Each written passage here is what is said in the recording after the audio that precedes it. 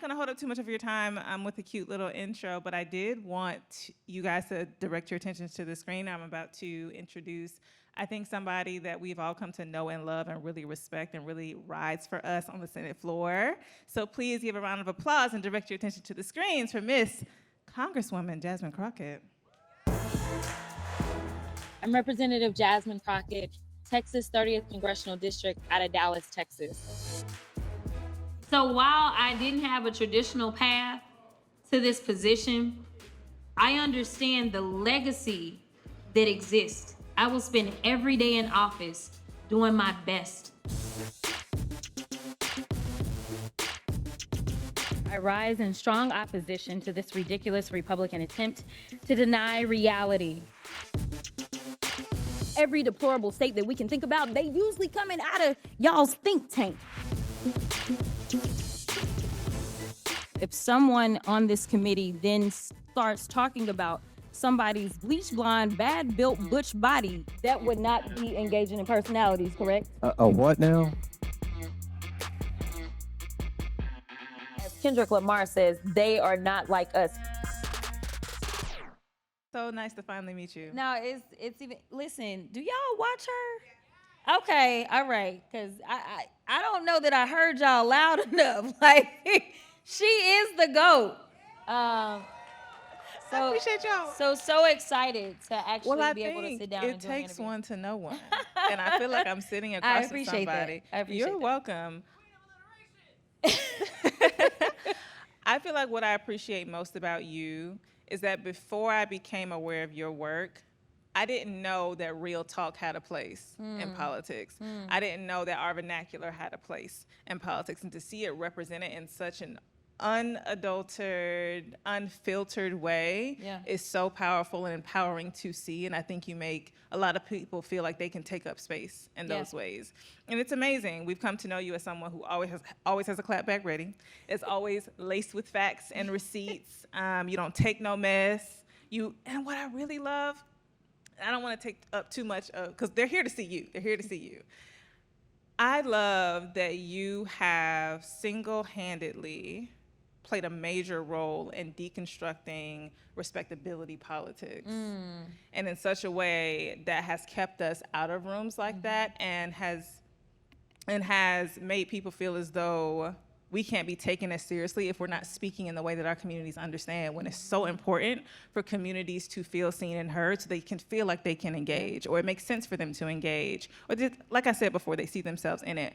But I know that's not easy, especially, I feel like you have backup on the floor for sure, but nobody does it quite like you. So what's on the other side of that as a Black woman taking up space in an arena that has to be triggering, that has to be violent in ways outside of physical violence? Like, what is that like for you? Well, the physical violence is actually a real part of it as well. So I really usually don't take a lot of time to talk about the uglier side of this. But in order to represent and not be a wallflower, but to actually be the voice that I believe I was elected to be for my district, which my district is a majority minority district. I have the most African American densely populated district in the state of Texas. And then about 25 to 27% of my district is Latino. I have less than 20% of my district that is Anglo. And, you know, I tell people all the time that I actually represented real murderers. Like real life killers. And I was never worried about my safety. I never received death threats. I never received crazy text messages. I never received crazy letters in the mail. I never did any of that until I signed up for a job to be a representative. I never had a warrant out for my arrest in my entire life until I decided that I was gonna flee the chamber in the Texas State House because they were trying to introduce draconian voting bills. So when people say things like, well, my vote doesn't count, and I'm like, well, somebody think it does, because they were willing to incarcerate me. And so I need people to understand that, like, when you see the passion that comes from me, it is very real, because honestly, you know, you asked me before we came out, what should I call you? And I was like, whatever you want to call me. Because I could care less about a title. What I care about is effectuating change. And when you have this type of attitude about it, you can be fearless. because I'm not caught up on a position. I'm caught up on making life better. And having that type of attitude, this fearlessness, it brings about love, but it definitely brings about its fair share of hate. And that hate comes from within my own ranks as well as on the outside. So you're constantly, fighting a war. And so when people ask me what keeps you going, it's always when I have a chance to get out of the bubble and get back to the people. And I feel so energized, like looking at all of y'all, like I'm so thankful to see you here today. But it's like when I'm out on the road, I'm campaigning for myself, or I'm campaigning for, the vice president or whomever, but seeing real people and hearing their real stories of inspiration, it gives me what I need to keep going. For sure. Can we get a round of applause for that?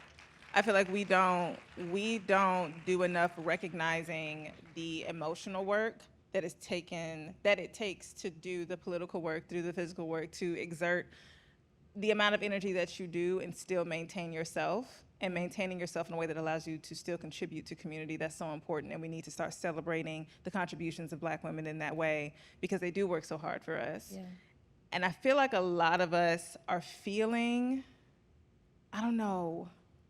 validated, solidified in this moment to see someone like VP Harris at the top of the ticket. So as a Black woman, what does that mean for you? And you're also the co-chair of her campaign. Yeah. So what does it mean for you to have this position and also see all of the things moving around her to hopefully put her in the seat? Honestly, it still doesn't feel real to me. I feel like I'm going through the motions, and one day I'll wake up and realize, oh my gosh, we've got a Black woman president, and it will finally hit me. Right now, I'm just kind of in work mode, but I will tell you that while this is a historic moment, for me, it's so much bigger than that, because I know the threats that exist with my other colleagues. I know the things, people see the TikToks and the YouTubes of how crazy they act. Just imagine what they do when they not on camera, what they're doing in legislation and what they're doing behind closed doors. It is so frightening to me. But to have someone that not only is a Black woman, but to have someone that I really consider to be a mentor that may become the president of the United States. Like, I'm the girl that never looked for politics in the first place. So to be in this space is still kind of like pinch me, like, am I here? But I do know that even today, seeing these young Black girls that were, in tears, seeing me, I can only imagine the change that will be made when little Black girls can see someone that looks like them. And I think that will be kind of that final burst of confidence that they need to know that there are no limitations on you. I mean, I don't know what is higher in the world than becoming the president of the United States. And so I think that there will be a revolution that will take place, really, with women everywhere. Yeah. But there also will be backlash. And so I want people to be prepared for the realities that while we're celebrating, other people are going to be hating. And there will be, a lot like what we saw rise up after Barack Obama. Yeah, I read up on that a lot during my last semester in my master's program at BU. I did a master's in African American Studies, and we had to study this really thick book, Ibram Kendi, Stamped from the Beginning, Definitive History of Racist Ideas.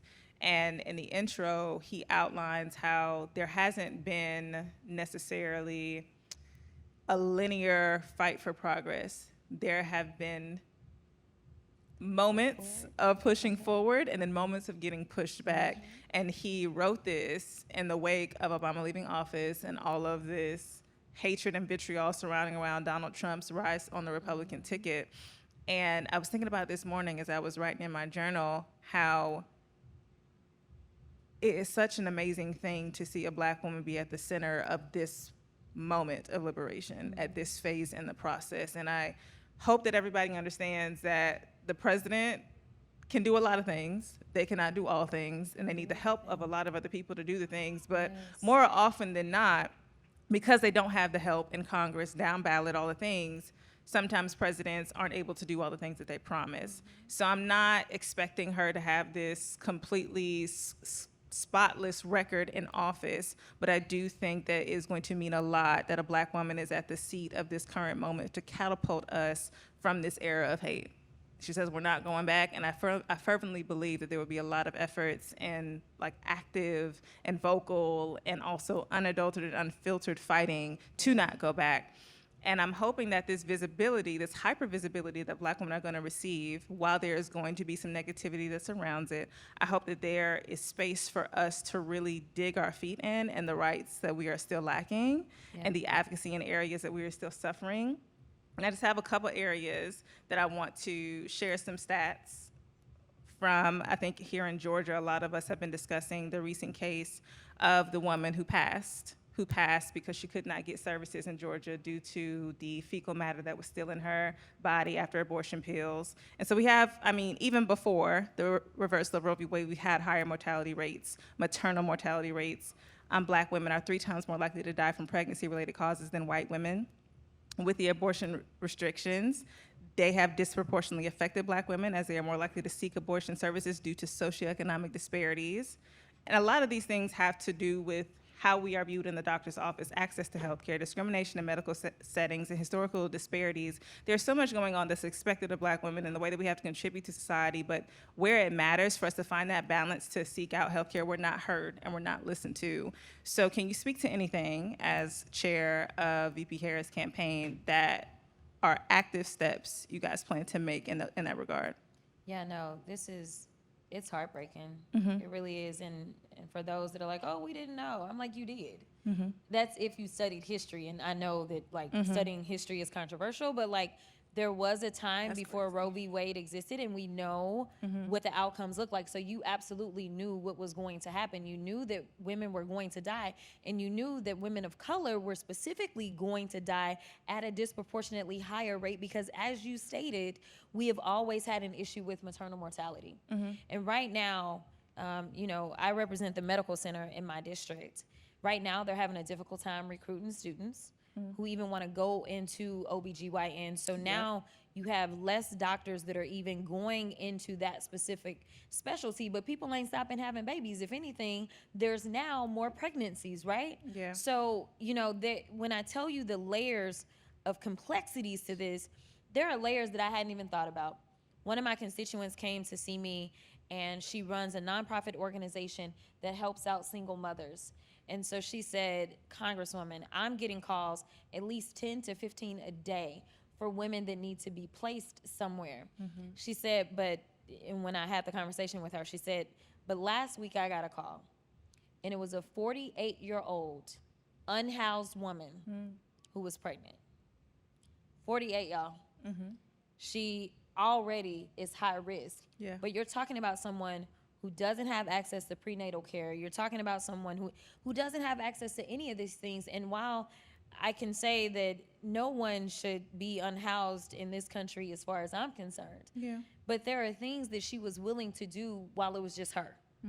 Now she has a child. So even the housing crisis that we're experiencing in this country is being further exacerbated as well because, as my constituent said, she said, we already don't have enough housing. So from the economics of it, the housing side of it, the lack of health care, especially in southern states, just regular health care, not even talking about abortion care. There are so many issues with it, but one of the things that you said that is so important, that I think is one of the reasons that it's so important to have somebody like her at the table. So many of these women, and it doesn't matter how much money you have, because we know the story of our famous and amazing tennis star. She could have died. She almost died, right? And so, but it's about, a lot of times it's about doctors not listening to us. We say something and they feel like we're complaining, but we good and we got it. Having a vice president that looks like us and knows our stories, knows that we've got someone not only who will listen to us, but who will put people into position that will listen to us to effectuate change. So here's the deal. Are we going to codify women's rights as it relates to abortion access? Probably not. I mean, I know it's not the right thing to say when I'm trying to win votes. It's the truth. That's what we want. But I am always transparent. And I'm going to tell you why. Because if you understand the analysis, and I appreciate you saying this, the president cannot do all things. Not by themselves, because we don't have kings and queens in this country. It's going to take having a House and a Senate that will carry forward with her agenda. Now, if she gets a House and Senate that she needs, then we absolutely will get our rights back on day one. But here's the deal. In the House, we got some fools that are running the House. Y'all saw the clips. Yeah. Y'all saw the clips. We got some fools that are running the House. We've got to take control of the House. Hakeem Jeffries has become the Speaker of the House. I can guarantee you, and I wouldn't normally do this as a freshman, guarantee you what the Speaker gonna do, but I can guarantee you that if we take the House, we will absolutely put it on the floor and we will get it voted out of the House. We will, if we take the House. Yeah. But the Senate still has the Jim Crow filibuster, and unless we have 50 Democrats, which is going to be tough for us to do, this map is not the best map for us right now. If we don't get 50 senators into the Senate, and not only get them, but we got to get them, and they say we are going to do a carve-out for this, then all they need is to object. And that's what Republicans do. But we don't even have like the level of aggression that we need sometimes out of those senators to make sure that we can fight for voting rights and fight for things such as reproductive access. So you know this better than me. I misquote the number every time I say it. How many seats are up for re-election in November? Okay, I don't know. All right, it's 400. So in the House, all of us are up. Yeah. Yeah, so 435. 435. Did you guys know that you can vote for all 435 of those seats? Not you specifically, but in your state. Every single one of those seats is up for re-election in November on the same day that you vote for the president. If you vote early, that's whatever. But you have the opportunity to do exactly what she's saying. We have a real, and I don't hear y'all getting excited enough. We have an opportunity to take back the House. Yes, we got to take the House. We just have to go and do it. And so I'm doing a lot of work myself to educate communities on voting down ballot, but we have such a major opportunity right now. It's not just about getting a black lady in office. It really was never about that after the year that we've had. We have so much opportunity then to just get VP Harris into office. We can take back the House with voting down ballot. Yeah, we got to get the Senate is our tough map. Okay. And listen, Georgia, I'm going to go on and say thank you, because y'all gave us 2 senators. Lord have mercy, hallelujah. Okay, y'all gave us 2. But we, so Manchin was in West Virginia. Okay. And people argue about his level of being a Democrat. But nevertheless, Manchin, decided that he was going to leave. That seat is going to a Republican, so we absolutely lost that one. Sinema in Arizona decided to run as an independent, and I think she finally just withdrew. We should be able to take Arizona. We should be able to take Wisconsin. I think she'll be fine. We should be able to take Nevada. We should be able to take the vast majority of these really difficult fights. Pennsylvania, I think Bob Casey will make it. The problem is that Montana. Okay. John Tester. Okay. John Tester is the one that's really kind of scary for us. Don't know about that one. We think Sherrod Brown will pull it off in Ohio, but John Tester is probably the one that we're most scared of. And then in Maryland, we're having to defend, and we have an opportunity to bring in another black woman into the U.S. Senate. And because of Larry Hogan having been their governor, some people are like, well, Larry ain't that bad. No, y'all, no. Our reproductive access is on the ballot. No, we can't have Larry. He don't believe in this. So, he had just a level of popularity that he enjoyed. And so people thought he wasn't that bad. And so we're having to defend Maryland a little bit more than we probably wanted to. Okay. But I think that Mansour also Brooks will be fine and be able to pull it off. Well, these are a lot of names, and we're going to work on making sure that people recognize the names they need to recognize. But I don't have a lot of time with you left, and so I wanted to make sure we hit on some of the things that the young folks are worried about. Yes. You are the youngest person to ever be a co-chair on a presidential campaign, and I feel like you were chosen for a reason. That's what they told me, so I think that is the thing. That may be true. So I think that is the thing. And so young people, and I think you speak to them, and that's what I was saying. I think that was for a specific reason. I think you speak to them. I think you connect with them in a real way because, like we said in the beginning, you are providing real talk in ways we haven't seen before. But they are still pressing about a lot of things. Yeah. And among those things being things like the police militarization. What else we got? Our voting power, disillusionment with the Democratic Party, what these progressive policies really mean. Are they performative, especially when it comes to the impact on housing, student debt? And I really just think they want to know, they want some level of transparency. You have provided a nice breath of fresh air, but that's not the same for everybody. And there is a lack of connection and authenticity that a lot of young people are still waiting for. Yeah. Do you think this is feedback that has made its way back to the VP's office? How are you handling that feedback, if so? Yeah, so I completely understand why people feel the way that they do. And I think I have consistently conveyed to people that we need to validate how people feel instead of being defensive and talking down to somebody. We need to validate them. Okay. And sometimes it's about educating, and sometimes it ain't even about educating, right? Like, so, when it came down to like the student loan debt relief, it's one of the things that I talk about all the time. And usually in a controlled environment, I figure out, if I feel like there's anybody in the room that may have actually enjoyed student loan debt relief, because this administration relieved $176 billion worth of student loan debt. It's affected over 4 million people. Oh, somebody got a testimony.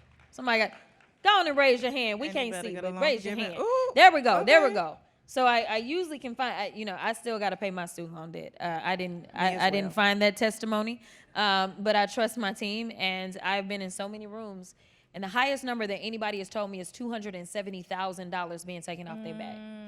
And so when you think about that, and y'all ain't heard these stories, but you done heard a million people talk to you about $1,200. Now I get that we went off and we didn't, got real fancy with our degrees and we don't want to talk about our money. Yeah. But the reality is that gives you an opportunity to start to build this generational wealth, because now you may be able to go and buy that house because your debt to income ratio is not so detrimentally impacted. If you want to start your own business, now you can potentially start your own business. And so, and even while prices are still higher, you got a few more dollars in your pocket so you can go ahead and buy that expensive food. I want to make sure that we do tell that, like, this administration wanted to go further, and the only reason that they couldn't is because of Trump's Supreme Court that rolled back access to our education, because that black wealth gap that we see, they are continuously trying to widen it, even though it actually had been shrinking under this administration. If you can take away our education, you can take away our economic opportunities as well. And so I want people to understand how insidious the Supreme Court is. Same thing with rolling back Roe. You brought up the economics of it. There are people that cannot afford to have more children, and all kinds of things happen. And so they then take away their dreams and their futures by then saying, we are going to force you to bear this child, and good luck after that. And so this court has intentionally been harming us. We know that when we look at the enrollment in PWIs, it has gone down as it relates to its diversity, but the enrollment and the applications to our HBCUs has gone up. But who has consistently been underfunded? HBCUs until this administration that made sure that they poured 14, I think actually they're up to $16 billion worth of investment into HBCUs, which is a record. Now, I'm not going to hold you. All great. Yes, amen. Round of applause. Yes. I'm not going to hold you, though. A lot of young people today, I think all of this sounds very good for those of us who are choosing the path to go to college. I'm an HBCU grad. I probably would encourage my kids to go to school. But a lot of people are finding ways to make a living without that. That's true. And so there are other things that a lot of our young people care about today that they might not have cared about years ago. That's and so in addition for this call for transparency, I think a lot of us, even those of us who are supporting VP Harris, there is a class of voters who she's not won over yet, specifically because of how she speaks on the occupation in Gaza and the people remaining in Palestine. And how are you guys dealing with that? Because that is a resounding complaint, a resounding call that we've been pressing for her to. And I think we get there are obviously powers that be that we don't understand, but as American people, we've been saying exactly what we want, and we're not being listened to. Yeah. So how was that being managed? I hear you. So I'm going to say this. The VP has gone further than anybody that high to do more. Okay. Is it enough to satisfy most people? Probably not. So one of the things that she has been very intentional about is sitting down with uncommitted. Okay. Not once, not twice, but she's had multiple conversations where she's asked, what is it that you would like to see? That's number one. Number two, another thing that she's done is something that I think a lot of the people that I am surrounded by fail to do is recognize that honestly, I think if you look at war and you're okay with any war, then something's probably wrong with you. I mean, I'm just saying, like, because if you possess humanity, you should care about death to innocent folk, whether it is here or abroad, every single day. I agree. And so I think that she is trying to make the point that she does feel as if there needs to be an end to this war. I think that there has been a characterization of exactly how much the United States can do, that while there are things that we can do, there are things that we can't do, and there are things that we won't do. Okay. There are different categories. And the things that I will say that we won't do, a lot of times, as far as I'm concerned, and I'm saying this in my personal capacity as a member and not as, a member of the campaign, because we ain't talked about it, Okay. to be clear, is that when we are trying to figure out diplomacy, one of the things that I have expressed is that Netanyahu specifically was being protested before the war. I was in Israel in the August before the October. He was being protested by his own people because he was trying to reform the courts. He wanted to make them look a little different, make them work for him, kind of like our Supreme Court after a certain person. And then it was clear that he, along with some of his cabinet members, were also under investigation. Kind of like somebody else I know. And so for me, y'all may not know him, but I do. I know who I'm talking about. So for me, the relationship has existed between the countries since before you and I were born. Yeah. And the relationship will exist between the countries afterwards. But at the end of the day, if we say leave a country because of its leader, then if, worst case scenario, we end up with somebody else who's reformed our courts, somebody else who has cases pending, will that justify our friends leaving us? And what people don't, I'm not going to say people, there are people that don't understand how hated we are as Americans. Because we don't necessarily live under the same circumstances as some of what we see abroad, people think, oh, everybody loves us, but that's not true. And one of the ways that I describe it is, it's kind of like, when you at school, when you were in elementary, everybody knew who had all their cousins and brothers and sisters at the school. Listen, wasn't nobody gonna jump that kid that had all of their family. Now, if they wanted to jump you and you ain't had no family, they would jump you. And so I do know that there are those of us that are trying to balance it out because we are in such a delicate situation. And I do think that if America had not elected this fool before, I do think that there was a chance that we would potentially be a lot more aggressive. But knowing that our safety may end up being on the line if we make certain decisions, for some folk, that's kind of what it boils down to. It's not, and listen, I tell people all the time, especially young people, I expect you to disagree with somebody. I definitely tell married people, you don't agree with your spouse every day, but you still stay with them. We won't all agree. Yeah. And I just wish people would at least explain. Yeah.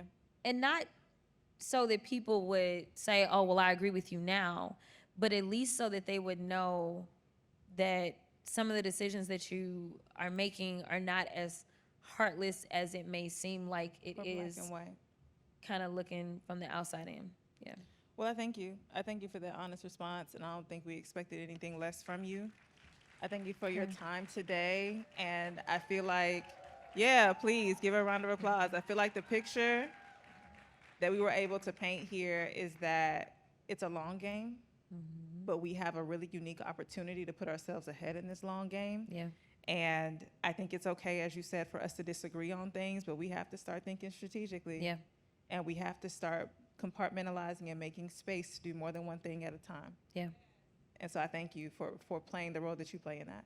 I thank you. All right, y'all. We done for today.